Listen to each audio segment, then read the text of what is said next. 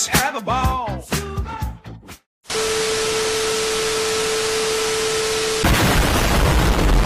Oh, hi.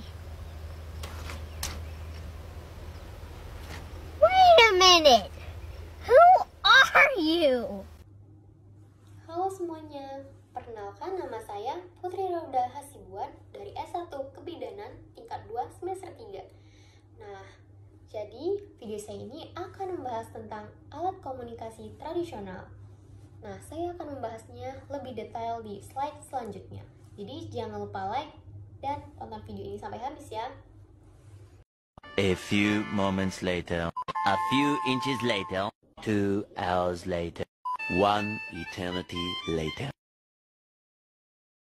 Nah, sebelum saya melanjutkan penjelasannya, apakah teman-teman ada yang tahu nih, apa sih komunikasi tradisional itu?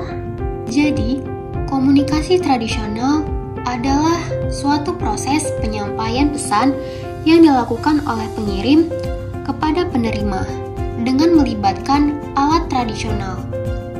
Meskipun alat tradisional sudah mulai jarang digunakan, sebenarnya sarana komunikasi tradisional ini masih bisa dijumpai di berbagai wilayah Indonesia. Contohnya di pedesaan hingga pedalaman. Ada beberapa contoh alat-alat komunikasi tradisional, yaitu radio, surat, telepon kaleng, bedukan, lonceng, koran, pentungan, dan sebagainya. Nah, dari alat-alat yang saya sebutkan tadi, saya akan mengambil salah satu dari alat tersebut yang akan saya jelaskan. Nah, alat tersebut yaitu bernama pentungan. Pasti teman-teman sudah ada yang tahu dong dengan alat yang satu ini.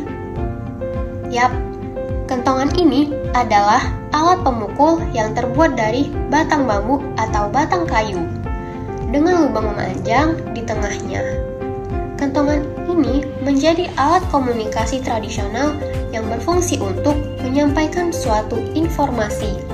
Kentongan sebagai alat komunikasi jarak jauh bisa juga digunakan untuk memberi suatu tanda atau alarm, penanda azan, serta penanda ada suatu bencana di wilayah pedesaan. Sejarah kentungan. Sejarah kentungan ini telah ada dalam legenda Laksamana Cheng Ho dari Cina yang mengembara dengan misi keagamaan pada 1405 sampai 1433 Masehi. Saat itu, Cheng Ho menemukan kentungan ini sebagai alat komunikasi ritual keagamaan.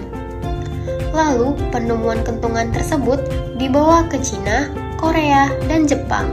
Adapun di Indonesia, kentungan ditemukan ketika Raja Anak Agung Gede Ngurah di Nusa Tenggara Barat berkuasa sekitar abad ke-19. Ia menggunakannya untuk mengumpulkan massa. Sejak awal, kentungan merupakan alat pendamping ronda atau patroli menjaga keamanan.